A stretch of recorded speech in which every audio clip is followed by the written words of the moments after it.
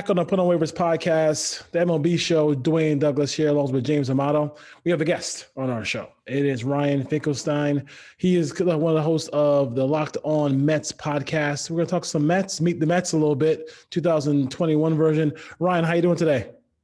Doing great. Doing great. So I'm gonna turn it over to James. He's going to start the questions, then we'll end up with me, and then we'll see where it goes. Thanks for joining us. Good. Yeah. We'll just segue from our topic on Bauer, signing with the Dodgers and the whole shenanigans with that. My personal opinion, and if you do go back and listen to this, is I think the Mets made well by not signing Bauer. I think it would have opened up a ton of feelings with Jacob deGrom, who I feel has been the better pitcher of the last 3 years. I can't argue that statement, especially with the social media things that's been going on with him and Bauer living on social media. I if I'm a Met fan, I'm more than happy that Bauer signed with the Dodgers. And I know everyone was expecting the owner to come in and Stevie Cohen to come in and just start signing everyone, but I think you guys really lucked out by not getting Bauer. What are your thoughts on that? Yeah, I agree 100%. I was never really excited about Trevor Bauer. You can talk about all of the off the field stuff. I mean, clearly probably the most polarizing player in baseball. You look at what happened when he signed with the Dodgers. He took the Mets fans for a ride, issued kind of an apology after, but I'm not really buying that. He's just one of those guys that, he can be a lightning rod and maybe it works out, but for a lot of times that can come back to bite you. And also, he is at an all-time high with his value hitting free agency. It was 11 starts against a terrible NL Central that he capitalized on and won a Cy Young. I don't think you're going to get that same pitcher for the next couple of years. He might still be good, but you look at his career, it was 2018, had a really good year, and then the shortened season. Other than that, he's been more of a 3, not an ace. So to pay him $40 million a year, I think the Mets dodged a huge bullet there. Yeah, and of course, for some reason too, if you follow the Twitterverse, it's almost like Met fans forgot you guys got Francisco Lindor, and I'm a huge Francisco Lindor fan, and that was a trade that just came out of nowhere. I mean, there was no rumblings. Occasionally you hear, well, the Mets would be a good fit for him, but they reported it at noon, and at 1:00 the deal was done. I think it's a hell of a ball player. I think you guys have improved the middle so much. I still think you should go for Jackie Bradley Jr. Watching him a lot. I just think he's an incredible center fielder. And you get that defense up the middle. I think that's exactly what you guys are looking for. But yeah, Lindor was just a surprise. What were your feelings on Lindor? Well, I was in on Lindor since the start of the offseason. When it was clear the Indians were going to move him, I was like, this is the best player that's going to change teams this offseason. And I still feel that way. So to get him, and also if you look at the trade, they didn't give up anything of consequence for their 2021 roster. Andres Jimenez and Amed Rosario, 2 good shortstops, but neither of them would have had a huge role now that they acquired Lindor. They didn't give up any of the prospects that really hurt Mets fans. The top guys all stayed in-house. So to make that deal, it was a huge win for the Mets. And you got Carlos Carrasco on top of it, which solved even a bigger need for the Mets to address that rotation. That was a monster trade for the Mets. And you're right, Mets fans have such a short memory. Now everyone's griping because you missed Bauer, and you forget you landed a top 3 shortstop in baseball and a really quality starting pitcher as well. I guess the last part for me would be on third base for the Mets. I know the last 24 hours we've been hearing Justin Turner's name come up. I'm not a fan of the Nolan Arenado trade, and I know that there's been rumors about Chris Bryant. I think Chris Bryant's the perfect fit for New York. I would love to see him go to the Mets. What are your thoughts on third base? That would be my thoughts as well. I think Chris Bryant is a great answer. I would love a very similar trade. If the Mets could pull off a trade to get Kyle Hendricks and Chris Bryant, now they can really compete with a team like the Dodgers. But yeah, Chris Bryant is the answer right now. Justin Turner makes some sense, but honestly, when you talk about his age and just the Mets history, that to me seems like a guy that's going to come back to the Mets, and suddenly whatever's been going on in LA, it's all going to fade away and he's going to be a bust. So I don't love the idea of Justin Turner. if they're going to go that route, I'm okay with a combination of JD Davis and Luis Guillorme, who they have in house. I'm going to start at the back of this team. It's been a little up and down roller coaster ride for Edwin Diaz. You feel like he is settled in now and he's going to be a top flight closer for this team now? I think so. I mean, 2019 was rough for him, but it was rough for a lot of pitchers. The baseball was juiced. He had some issues with getting that slider and locating it. He said the seams were a problem for him. This past year, he was dominant. I look at the peripherals. When you go into the advanced metrics on Edwin Diaz, everything tells you this guy is still one of the most dominant relievers in baseball. So the only way that you're going to bet against Edwin Diaz is if you really buy into the mindset that he can't hack it in New York. And sometimes I think that's a little bit overblown. So I think Edwin Diaz will have a really big year, and I think he's going to be the closer for the Mets. I don't see anyone else taking that job from him. Yeah. The rest of the bullpen, give us a couple names here where, the average baseball fan may not know, but they're going to really help the Mets to solidify that setup role and long relief. Well, they added Trevor May this offseason on a 2-year, $15.5 million deal. He's a really nice addition. He wasn't as well known as a Liam Hendricks or a Brad Hand, but he's a guy that Mets fans are really excited about. He'll be a nice piece. They're hoping they get something out of Jeurys Familia and Dellin Betances, who are both on the wrong side of 30, 35 at this point. They're older guys who have really struggled. The one kind of X factor in the Mets bullpen is Seth Lugo. It appears like he is not going to be in the rotation this upcoming season. One of the best relievers in baseball in 2019. I think with the combination of Diaz, May, and Lugo, the Mets are in pretty good shape. The Braves. And it seems like it's just whenever it's, I'm a Giants fan. I just know it's the Dodgers. So it seems like that's the team that really is just there for you guys. And ever since Chipper Jones has been there, it's always been kind of a really tough haul for the Mets to beat the Braves. What are your thoughts about Atlanta? Who do you feel like is the best or the most, daunting task for the Mets to kind of overcome in this division in the National League East? What's crazy is right now we're seeing some of these, preseason rankings and these sites like Pacoda that do their analysis on what win projection should be. And some have the Braves at 83 wins, which to me is it's laughable. I mean, the Braves have been the dominant team in this division for a long time, and particularly this core over the last few years. So I look at the Braves right now as still being the team to beat in the National League East. I know the Mets have had a big offseason, but to just say that on paper, suddenly the Mets are the favorites, I think that's really doing a disservice to the Braves.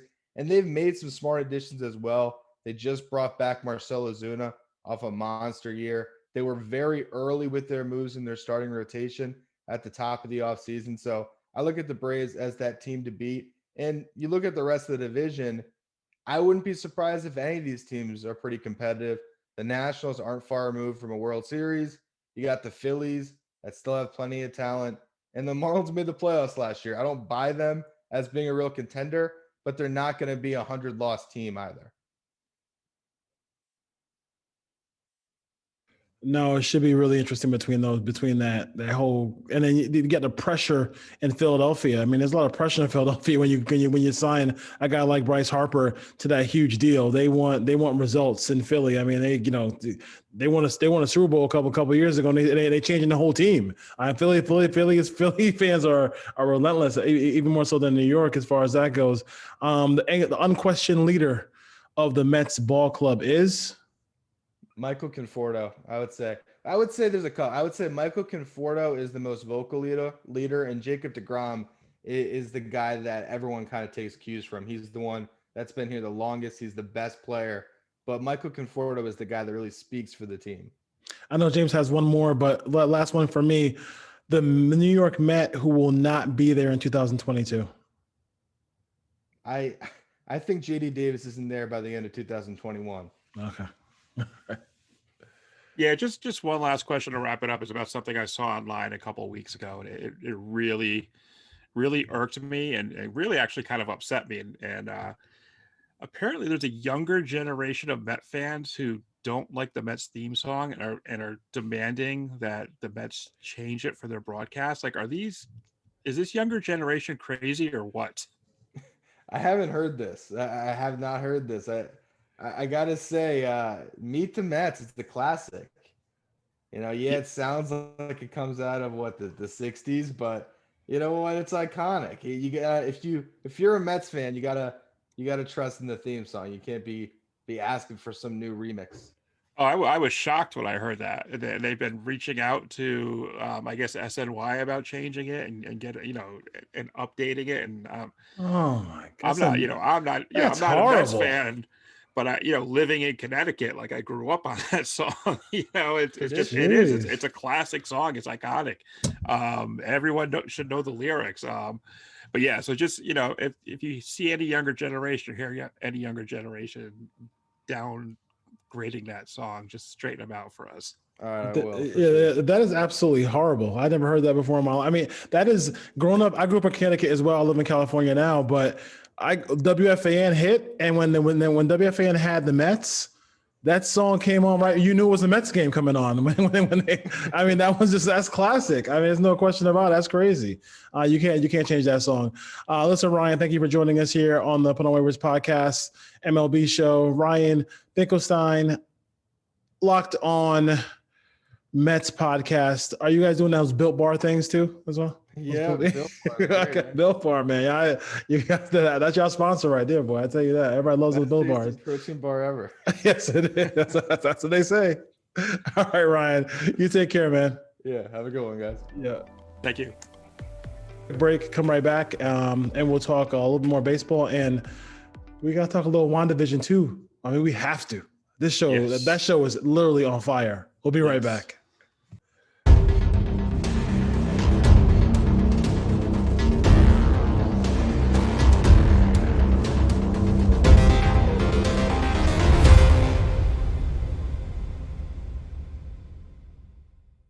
Back on the On Waivers Podcast, MLB show. Let's see here. We have some other stuff. The two guys behind me, really, I could just give a quick story about. I had a internship at CNN Sports Illustrated back when they had it, and I'm sitting in the lunchroom, and there's hardly any space. So they had a guest in, and the guest was Tommy Lasorda. So, and this is the kind of guy Tommy is, because he is, even though I'm a San Francisco Giant fan, and he was, he was Mr. Dodger in so many ways. He sits across from me, almost diagonally from me, and we make eye contact. And I'm like, I'm not going to say anything. This dude doesn't want to talk to me. And he goes out of his way, looks me in the eye, shakes my hand. Hey, I'm Tommy Lasorda. How you doing? Like to me, it's like those are the kind of people skills that like people like Adam Gase or some of these sabermetric managers don't have. Like he didn't know me from Adam, but he felt like, hey, he had that old school. I made eye contact with this person.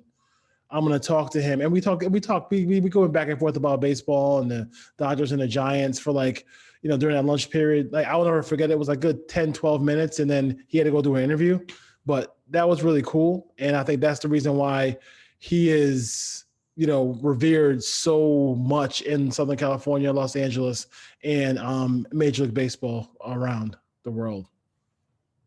Yeah, Tommy's just a real character of the game. I mean, he represented baseball. Just YouTube Tommy. Look at some of his mic'd up, just good stuff, Series. Man. Good stuff. Arguing, the way he argues with umpires, the way he gets fired up, the infamous Reggie Jackson throwing his butt at the ball in the 1978 World Series, and just how he responds to that. There's some great post-game interviews of him. I forget who the player was, but he's like, oh, the effing guy hit 3 home runs against me. How do you think I feel today? It just, and he bled Dodger blue. You talk about someone who loved an organization. You know, maybe after Belichick, we're not going to see that person who 20 plus years with an organization. And No. Lasorda was, pretty much up until he passed away, was associated with the Dodgers, even after he retired as a manager. Yeah. He was always at Dodger games. Just an overall love of baseball. I remember seeing him on the baseball bunch when I was a kid. He was Tommy Lasorda. That's who he was. And Was he on Sesame Street too? Like I can remember him being on he did all Sesame that. Street. It was like you don't see that at all. Things. Yeah, you don't see that anymore. He's just a great character. And you talk about doing a favor for a friend and drafting Mike Piazza. Oh yeah. Sure. That's what that's Mike a favor Piazza that I think baseball. Yeah, that's a favor that I think a lot of folks would take right now. Yeah. Jeez Louise. It's what round was Piazza? Like 100 something? What was round? Oh yeah, he was he was like deep. 199. He was up there. Yeah. But yeah, it just and as a youth, Tommy Lasorda was baseball for the longest time. The 77 World Series, 78, 81 against the Yankees, finally winning it in 81, 88. I mean, that Dodger team had no right winning one game of the 88 World Series. Till this day, I don't know how they did it. I don't. And I watched every single game of that series. And I still don't know. I still don't believe they won that series, on paper, and that's the motivator he was. He knew how to take advantage of something. And he just, the famous Bob Costas story where Costas didn't give him a chance. And that's all he talked about before game one. And he got that team to believe. And of course, you had Oral Hershiser, who you were getting at least 3 starts in a World Series back then from your ace, who was on a roll that year. So, yeah, just it's a loss for baseball. I think we've had a lot of loss for baseball over the last year, and it's a big one. And I would say it's on the reporting side. I mean, especially when Barry Bonds was doing his thing. R.I.P. the Pedro. I mean, for Gomez. I mean, I came from ESPN. I mean, I really enjoyed him on the air. He did a great job, whether it was in Spanish or English. He was fantastic. I really out of nowhere. That death has been it kind of snuck up on us as well too. So yeah, that started breaking with like 5 minutes left in the Super Bowl.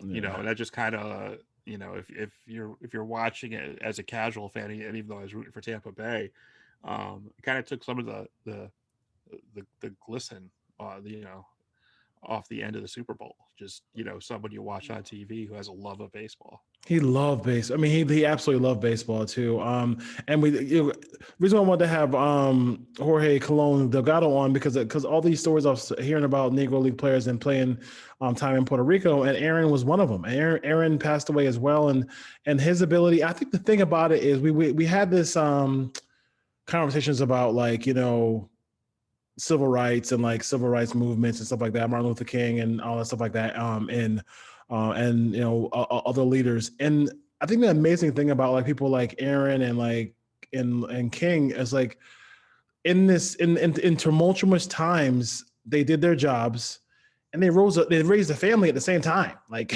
were that's just so it's crazy that they were able to do all those things and still perform at a high level. I know that when you watch the MLB, presents, and they had the whole thing on Aaron James, he just couldn't wait for that home run thing to be over. He wanted it to be done with. He was so happy when it was over with. I mean, imagine the pressure. Oh, geez. To be under, and everything and what was going on outside of it to add to it, the letters, everything. I mean, it was a nightmare. My first inkling, 9 years old, playing Little League Baseball, starting to learn about baseball players, at that point was 75 and Henry Aaron's a Brewer, so yes. I didn't really get, so really it was over the years, over the next 2 years, as I go from 9 to 11 and, reading up on baseball and following baseball to really see what he did with the Braves and, the pursuit of Babe Ruth and the all-time home run record. And I'm not going to be one of those people who, he's my home run champion. Yeah, Bonds did what Bonds did, but just the incredible pressure on him. And nowadays you see people fold with the littlest thing, if they can't get a printed receipt at a store. They flip out. Crazy. They flip out. So you just, it's just an incredible up until the end, incredible human being, and again a face of baseball who didn't shy away from the game and was always there for the biggest stages. Yeah, he was something else. He was really that whole story is such a amazing story to if you ever chance to get to go MLB Presents and look at Tommy Lasorda, look at Aaron, those guys it's just phenomenal. And we lost them. And listen, I mean, to the family of Pedro Gomez at ESPN, man, that's too bad. I mean, it really is too bad. Yeah, it was really sad. And I would love to see a 30 for 30 on Hank Aaron, like those last, the last month of the 73 season, the first month of the 74 season. Yeah. Hopefully they won't do a claymation version of him. That was horrible. That was scary. I don't know what was going on with that Al Davis thing. That was terrible. You didn't need that. No, you didn't. You had enough footage of Russell, and I didn't need that. But that's crazy. This WandaVision, man. Like I was thinking about it the other day, and I was talking to a friend. And I was like, if you're the producers of, and it's probably the same people, but like if you are the team who developed Falcon and Winter Soldier, like you got to be like, damn, like, is our show really on par? Like, because I mean, this show is so good. The epic scene at the end where she uses her powers to put all their guns on that is just like, you rewind it like 4 times. It's incredible, James. I watched that episode 3 times in one day. It's so good. It was that good and that amazing, and the little hints that are coming up, and the whole Pietro from the MCU universe being Quicksilver was just crazy. And the previews that are out there now for this coming Friday, like I can't wait for it to be Friday, so that I can get up at 6 o'clock in the morning and watch this before I go to work. You texted me so early. See, I have to wait until later on to watch it on Fridays, but I get that text and you're like, oh my God, it's so good. Dude. So, dude, I know, it's so good. Did you like any of the Super Bowl commercials? There's a couple I like. Yeah, I liked a few. I liked the Sam Adams one with the horses with your cousin from Boston. I like that one. Yeah. I liked the one with the M&Ms. I'm sorry, and the apologizing. I'm sorry. Your name is Karen. Yo, that was funny. That was hilarious. That was a good one. And what was the other one? There's one more I like. It'll come to me. The 2 I liked the best was, I did love the Tracy Morgan one. I mean, I thought that was the best one with the Tracy Morgan with the mortgages. Yes, that was very good. And I thought that I don't know, something about this new Jake from State Farm. I think he makes me laugh. This kid. And the one they had where like the stand-ins were somebody ridiculous, and his stand-in was Drake. I thought that was pretty good. That was pretty good as well. Drake from State Farm. That was pretty good as well. So that was good stuff. But as far as that goes, listen, put on waivers, MLB. We're gonna be hitting you every week with some really good guests. We're gonna have some other good stuff, and we got a whole season to preview. What is it? 8 days till spring training. 8 days till spring training. It's just right around the corner. And this COVID thing destroyed everything. Because this was going to be the first year I went to spring training, and because like Arizona was not too far away from me, so I was going, hey, you know what? I'm going to spring training for a week, take a week off from work, and just go. And this COVID thing, man, it's just killing everything. Yeah, it's killing everything as far as that goes. That's all right. Hopefully we'll come up from that. Anything in closing, James? The last team to win back-to-back Super Bowls is the New England Patriots. Oh my God! Until Tom does it again. Unbelievable. So we will consult next week on hat and sweatshirt. So so nobody looks like it's a San Francisco Giants show. I have like 50 baseball hats here. Yes. So I'm good. They're good. I figured I'd kick it off. Give you a little shout out. Shout out. Here you go. All right, James. We'll see you next time. Have a good night.